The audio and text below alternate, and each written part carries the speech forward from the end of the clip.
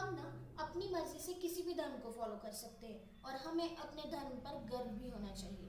लेकिन क्या अपने धर्म का रिस्पेक्ट हमें किसी और के धर्म का डिसरिस्पेक्ट करना सिखाता है? किसी धर्म से डिसएग्री करना कम्प्लीटली नॉर्मल है, लेकिन उस धर्म को कम्प्लीटली डिसअप्रूव करना क्या यह सही है? I can disprove the entire religion of Hinduism in 60 seconds. Canon memes के अकॉर्डिंग वो 60 सेकेंड में हिंदू धर्म को डिसअप्रूव कर सकता है, वही हिंदू धर्म जो हजारों साल से एग्जिस्ट करता है। I'll put it out there. Is there anybody that can prove me wrong? हाँ भाई, खुद ही इनवाइट करोगे तो बोलना तो पड़ेगा ही। तो हम देखते हैं कि इन्होंने अपने ज्ञान की नदी से क्या क्या बहाया है।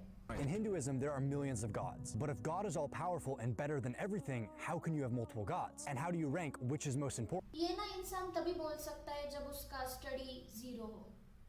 In reality, Hinduism clearly says God is one and forms are many. जैसे इलेक्ट्रिसिटी तो एक ही है, पर उसी से हमारा पंखा भी चलता है, उसी से हमारा एसी भी चलता है और उसी से हमारा बल्ब भी जलता है।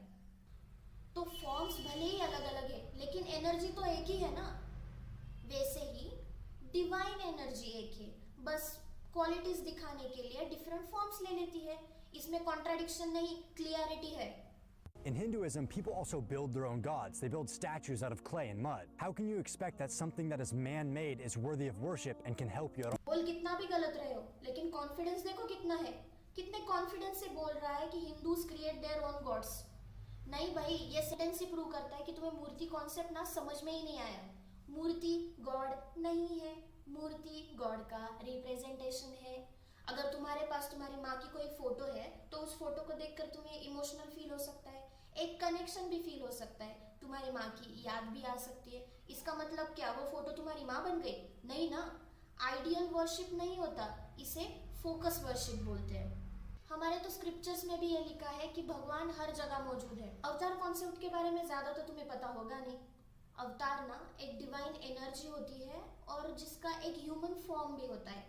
तो अगर ह्यूमन फॉर्म लिया है तो बॉडी तो होगी, पेन होगा, डिलेमास होंगे, डिसीजंस भी लेने पड़ेंगे, और जब तुम्हारा ह्यूमन फॉर्म लेने का पर्पस पूरा हो जाएगा तो वो बॉडी छोड़कर अपने ओरिजिनल प्लेस पे वापस भी जाना पड़ेगा। ये फ्लॉज नहीं है, इसे पर्पस कहते हैं। इंसान बनकर ही ना हम जैसे इंसानों को सिखाया जा सकता है कि लाइफ के स्ट्रगल्स को हम कैसे हैंडल कर सकते हैं। इमॉर्टल रोबोट बनकर आओगे ना तो कौन ही रिलेट करेगा। अब आते हैं हमारे गॉड के फ्लॉज पर।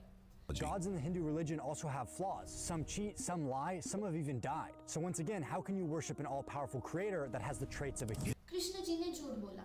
क्यों? युद्ध में मासूमों की जान बचाने के लिए। वामन अवतार में विष्णु जी ने बलि को ट्रिक किया। क्यों? उसकी तानाशाही रोकने के लिए और देश और धर्म के हित में। श्री राम जी जो राजा थे, उन्होंने वनवास क्यों झेला? हम जैसे लोगों को सिखाने के लिए कि डिसिप्लिन और ड्यूटी क्या होती है। एक सिंपल एग्जांपल है, अगर बॉडी का कोई पार्ट इन्फेक्ट हो जाता है और डॉक्टर को उसे काटना पड़ता है तो क्या डॉक्टर गलत हो गए? नहीं ना।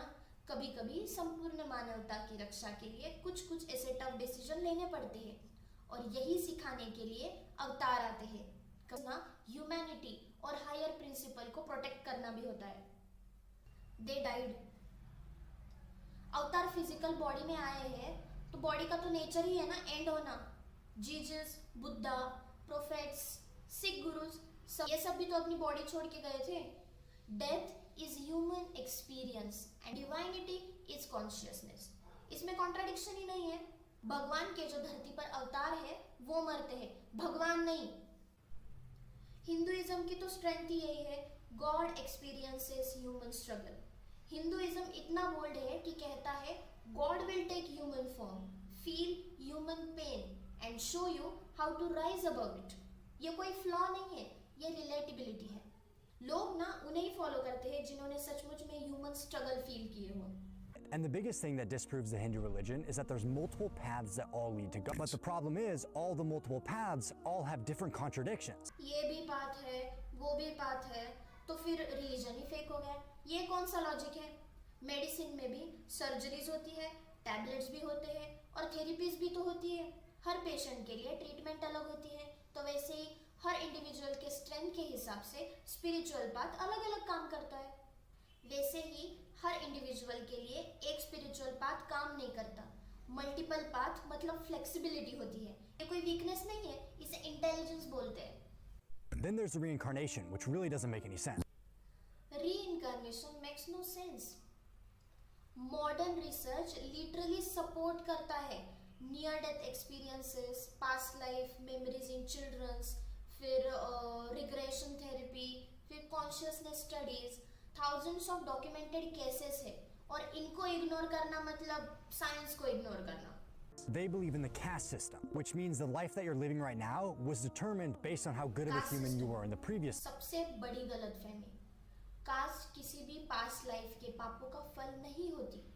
गीता में ये क्लियरली कहा गया है कि हमारे गुण और हमारे कर्म से हमारी कास्ट डिसाइड होती है. बर्थ बेस्ड कास्ट एक ह्यूमन इन्वेंशन है, स्क्रिप्चर का कंसेप्ट नहीं है. एक्चुअल वर्ण जो थे वो स्किल बेस्ड डिवाइड हुए थे. जो टीचिंग में थे वो ब्राह्मण बन गए, जो प्रोटेक्ट कर रहे थे वो क्षत्रिय कहलाए, जो ट्रेड कर रहे थे वो वैश्य कहलाए, और जो सर्विस देते थे वो शूद्र. ये ना कभी भी कोई पनिशमेंट सिस्टम नहीं था. Now, if we compare this to a religion like Islam, it's very simple. You worship the oneness of Allah with no other partners. That's the way to get to heaven, by worshiping God and by being a good Muslim. That's it. Whereas Hinduism, which really just doesn't make any sense. अगर तुम Hinduism को criticise करना चाहते हो तो जरूर करो, लेकिन पहले ठीक से जान तो लो, हिंदुइज्म ना कॉन्ट्राडिक्टरी नहीं है. In fact it is too deep, और डेप्थ समझने के लिए ना रिसर्च करना होता है. गूगल इमेज स्क्रॉलिंग से ना कुछ नहीं होता.